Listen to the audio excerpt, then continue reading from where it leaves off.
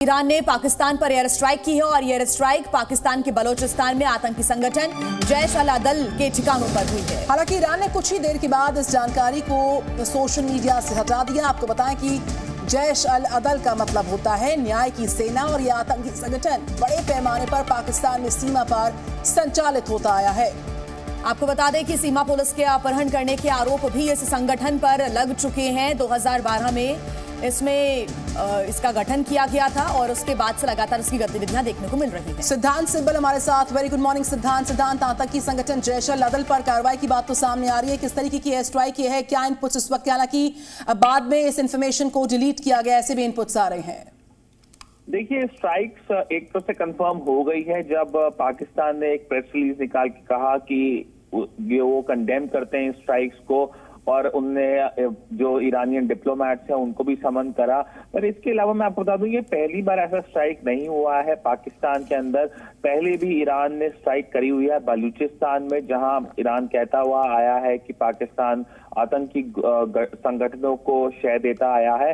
इसके अलावा हमने भारत से भी देखा, पुलवामा टेरर अटैक के बाद और उरी के बाद भारत ने भी स्ट्राइक्स की थी। उसके अलावा 2011 में यूएस ने ओसामा बिन लादेन को लेकर एक तरफ से एक ऑपरेशन माउंट करा था। तो ये पहली बार नहीं हो रहा है। पर इस बार जब हम देख रहे हैं ये जो स्ट्राइक्स हुई हैं तब हो रही हैं जब डावोस में उसी समय उसके आसपास ही पाकिस्तान के जो प्रधानमंत्री हैं उनकी मुलाकात ईरान के विदेश मंत्री से हो रही थी और पाकिस्तान से कहीं ना कहीं इंटरनेशनल कम्युनिटी से यही कहता आया है कि आतंकी संगठनों को लेकर एक तरफ से एक एक्शन होना चाहिए और वो एक तरफ से एक मिसिंग है पाकिस्तान के अंदर। भारत भी कहता हुआ आया है कि क्रॉस बॉर्डर टेररिज्म के मसले को लेकर पाकिस्तान को सीरियस होना चाहिए, पर अभी तक कुछ ऐसा कोई एक्शन नहीं दिखाई दे रहा है पाकिस्तान की तरफ से। बल्कि थोड़े दिन पहले ही हमने देखा, खबर आई, तलहा सईद जो हाफिज सईद के बेटे हैं,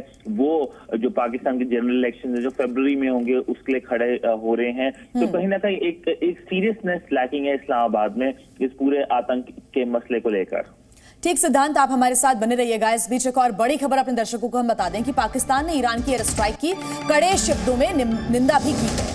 पाकिस्तान ने कहा कि ये जो हवाई क्षेत्र है उसका उल्लंघन है। साथ ही पाकिस्तान ने दावा किया इस एयर स्ट्राइक में 2 बच्चों की मौत भी हुई है। तो पाकिस्तान के विदेश मंत्रालय के प्रवक्ता ने अपने बयान में चेतावनी दी है कि घटना के गंभीर परिणाम हो सकते हैं। ये पूरी तरह से अस्वीकार्य है। सिद्धांत हमारे साथ लगातार जुड़े हुए हैं। सिद्धांत, पाकिस्तान की तरफ से यह भी कहा गया है कि तब जब पाकिस्तान और ईरान के बीच बहुत सारे चैनल्स हैं कम्युनिकेशन के, उसके बाद भी इस तरह से अवैध रूप से हमला करना यह बेहद गंभीर और चिंताजनक है। देखिए, पाकिस्तान में जब भी स्ट्राइक्स हुई हैं तो एक इनिशियल रिस्पांस होता है डिनायल, उसके बाद होता है कंडेमनेशन जो हम देख रहे हैं, उसके बाद समनिंग होती है, उसके बाद कुछ ज्यादा होता नहीं है। वो हमने पुलवामा के बाद भी हमने देखा, हमने उरी के बाद भी देखा। तो ऐसा ही है इस बार भी हम देख रहे हैं। आज देख रहे होगा कि क्या एक्शन पाकिस्तान लेता है, क्या पाकिस्तान स्ट्राइक्स करने की कोशिश करेगा, ये देखने वाली बात होगी। पर ये थोड़ा मुश्किल भी हो सकता है क्योंकि ईरान काफी एक स्ट्रॉन्ग मिलिट्री पावर है और कहीं ना कहीं जो हम स्ट्राइक्स देख रहे हैं इसको लेकर पाकिस्तान ने ये भी कहा है कि इसमें कुछ बच्चे मारे गए हैं। तो अभी तक ऑफिशियल डिटेल्स अवेटेड है पाकिस्तान की तरफ से, पर कहीं ना कहीं इस आतंक के मसले को लेकर भारत की चिंताएं हैं, ईरान की चिंताएं हैं। बिल्कुल सिद्धांत, चिंताएं चारों तरफ है। मैं समझना चाहूंगी आपसे जो टाइमिंग है इस पूरे एयर स्ट्राइक की, इस पूरे हमले की। ईरान ने पाकिस्तान पर अटैक ऐसे समय पर किया है जब इजराइल हमास का संघर्ष चल रहा है, उसके चलते जो मिडिल ईस्ट है उसमें काफी ज्यादा हालात तनावपूर्ण है। इसके लॉन्ग टर्म इफेक्ट क्या देखते हैं आप? दूरगामी असर क्या होगा? देखिए, 2 बातें हैं। पहली बात यह है कि ईरान ने पाकिस्तान में स्ट्राइक करी थी कल, ईरान ने सीरिया में और इराक में भी स्ट्राइक्स की थी। दूसरा सिचुएशन अगर आप वेस्ट एशिया की बात कर ले तो काफी डिस्टेबलाइजिंग लग रही है। इजराइल हमास, हमें पता ही है जो एक तरफ से जंग चल रही है, उधर हूती और यूएस की जो फोर्सेज है उसके बीच में स्ट्राइक्स चल रही हैं। तो और अब ये स्ट्राइक्स हमने देखी है तो कहीं ना कहीं काफी डिस्टेबलाइजेशन हमें लग रहा है वेस्ट एशिया में। भारत के लिए एक बड़ा जो मुश्किल जो एक प्रॉब्लम हो सकती है वो ये है कि भारत की एक बड़ी डायस्पोरा वेस्ट एशिया में रहती है, तो उसको लेके भारत एक तरफ से चिंतित रहेगा।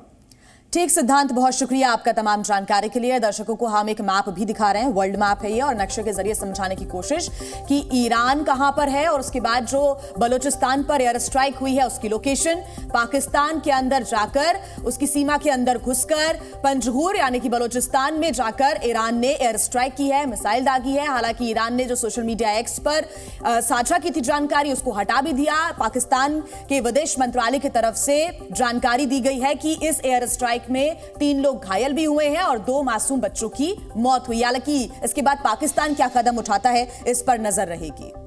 तो पाकिस्तान की सीमा में ईरान की जो बड़ी कार्रवाई है उसको हम वर्ल्ड मैप के माध्यम से आपको बता रहे हैं किस तरीके से पूरा जो एयर स्ट्राइक है वो की गई है। और इस बीच आइए जानते हैं विस्तार के साथ जैश अल-अदल क्या है।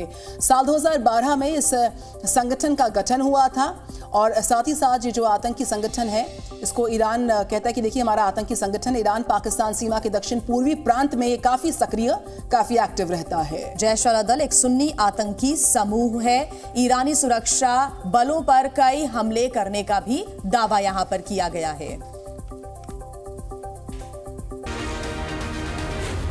Z News।